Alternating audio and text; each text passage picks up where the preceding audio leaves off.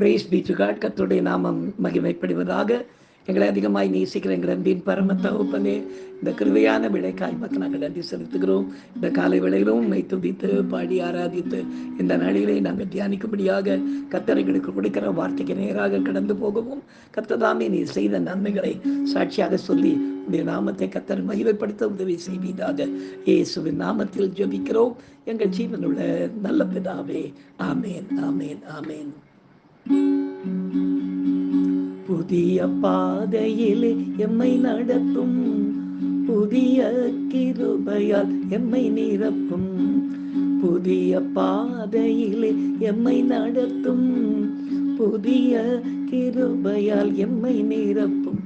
புது கிருபை தாரும் தேவா, புது பலனை தாரும் தேவா, புது கிருபை தாரும் தேவா, புது பலனை தாரும் தேவா, புது பலனை தாரும் தேவா, புது பலனை தாரும் தேவா. ஆரம்பம் அற்பமானாலும் முடிவு சம்பூர்ணமா, ஆரம்பம் அற்பமானாலும் முடிவு சம்பூர்ணமா. குறைவுகள் நிறைவாகட்டும், குறைவுகள் நிறைவாகட்டும், எல்லா வறட்சியும் செழிப்பாகட்டும், எல்லா வறட்சியும் செழிப்பாகட்டும்.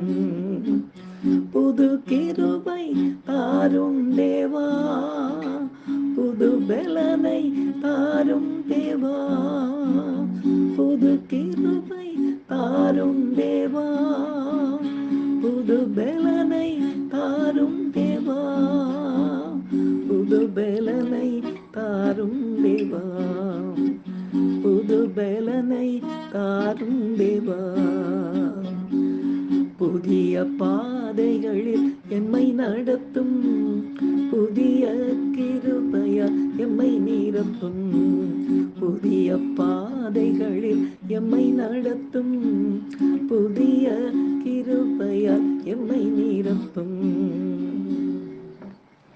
எனக்கு அருமையானவர்களே, இந்த நாளிலே நாம் தியானிக்கும்படியாக கர்த்தர் நமக்கு கொடுக்கிற வார்த்தைக்கு நேராக நாம் கடந்து போகும் பிரியமானவர்களே, வாசிக்கலாம்.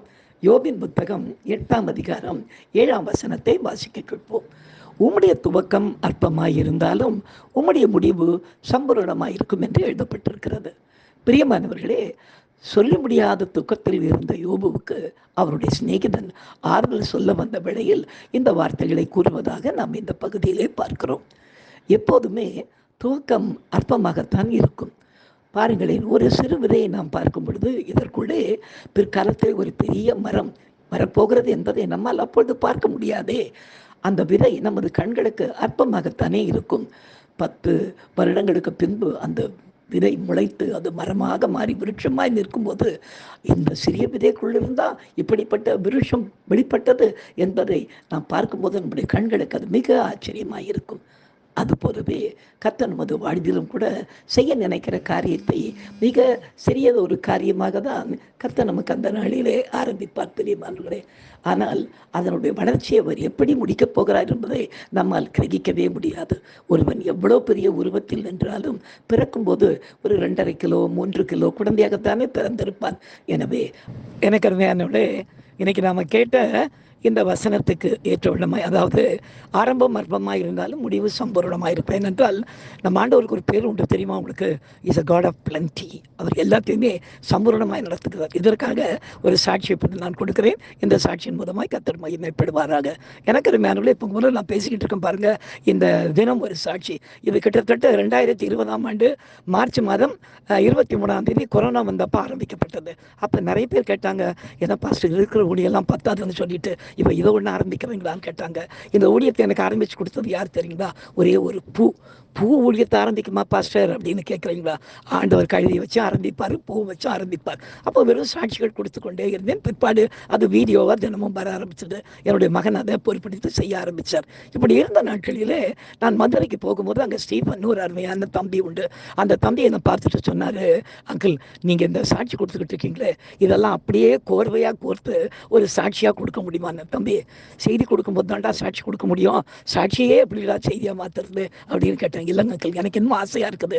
நிறைய ஜனங்க உங்கள் வாழ்க்கையில் நடந்த இந்த பயங்கரமான அற்புத சாட்சிகளை கேட்கணும்னு ஆசைப்படுறேன். அதனால் எனக்கு நீங்கள் தயவு செய்து மே மாதம் லாஸ்ட் வீக்கில் மதுரைக்கு வரும்போதோ இல்லை மதுரைக்கு வர்றதுக்காகவோ ஒரு சுச்சுவேஷன் ஏற்படுத்திக்கிட்டு வந்தீங்கன்னா நான் இந்த சாட்சிகளை ஏற்படுத்தி கொடுக்க முடியும் அப்படின்னு சொன்னேன். தம்பி, இது கொஞ்சம் புரியாத காரியமாக இருக்குதுப்பா அப்படின்னு நான். இல்லைங்க அங்கிள், நீங்கள் வாங்கினேன். நேற்று தேவனுடைய பெரிதான கிருபையினாலே எனக்கு போகிறதுக்கும் ஃப்ளைட் புக் பண்ணி பிள்ளைங்க கொண்டாந்து இங்கே இறக்குனாங்க. இறக்கின பிற்பாடு ஏலின் என்ற ஒரு சபையில் எங்கே மதுரையில் காலையில் செய்தி கொடுக்கவும், பிற்பாடு மத்தியானம் 2:15 மணிக்கு ஆரம்பித்து ஏறக்குறைய 5:45 மணி வரையில் ஒரு 2.25 மணி நேரம் வெறும் சாட்சிகளை மட்டும் கொடுக்க கர்த்தர் கிருபை செய்தார். ஆரம்பம் அற்பமாக தான் இருக்கும். அந்த ஆரம்பத்தை யாரும் அசட்டை பண்ணவே முடியாது. கர்த்தர் இந்த நாளில் எல்லாவற்றையும் முடித்து கொண்டு இப்போ நான் ஒரு காரில் உட்காந்துக்கிட்டு இந்த சாட்சி நான் கொடுத்துக்கிட்டு இருக்கேன். நேரையில் எனக்கு சிவகாசிக்கு இன்னைக்கு மாலை வேளையில் வந்து அங்கேயும் ஒரு முக்கியமான ஒரு கூட்டத்தை நடத்தி முடிச்சுட்டு இந்த சாட்சியோடு இப்போ நான் காரில் வந்து கொண்டிருக்கிறேன். கர்த்தருடைய நாம மாத்திரம் இந்த சாட்சியின் மூலமாய் மகிமைப்படுவதாக. ரொம்ப கிருபையாய் இந்த நேற்றுக்கு இன்றைக்கு 2 தினத்தில் கர்த்தர் என்னை எல்லா உபத்திரவத்தின் மத்தியிலும் கொண்டு வந்து அவருடைய நாமத்தை மகிமைப்படுத்தி கொண்டார். கர்த்தர் நாம இந்த சாட்சியின் மூலமாய் மகிமைப்படுவாராக. நாம் ஜெபிக்கலாம். எங்களை அதிகமாக நேசிக்கிறேன் அன்பின் பரம தகப்பனே, இந்த கிருபையான வேலைக்காய் மக்கள் நாங்கள் நன்றி செலுத்துகிறோம் ராஜா. ஆரம்பம் அற்பமாக இருந்தாலும் துவக்கம் அற்பமாக இருந்தாலும் முடிவு சம்பூர்ணமாக இருக்கும் என்று எங்களுக்கு வாக்கு பண்ணி இருக்கிறீர்.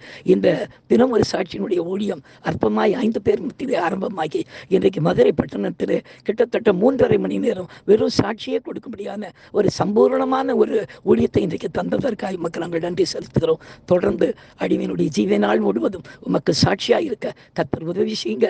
இதை கேட்கிற எல்லாரையும் சாட்சியாய் நிறுத்தும். உங்களுடைய நாமத்தை மகிமைப்படுத்திக் கொள்ளும். இயேசுவின் நாமத்தில் ஜெபிக்கிறோம் எங்கள் ஜீவனுள்ள நல்ல பிதாவே, ஆமென். ஹல்லேலூயா, ஹல்லேலூயா, ஹல்லேலூயா. God bless you. Thank you.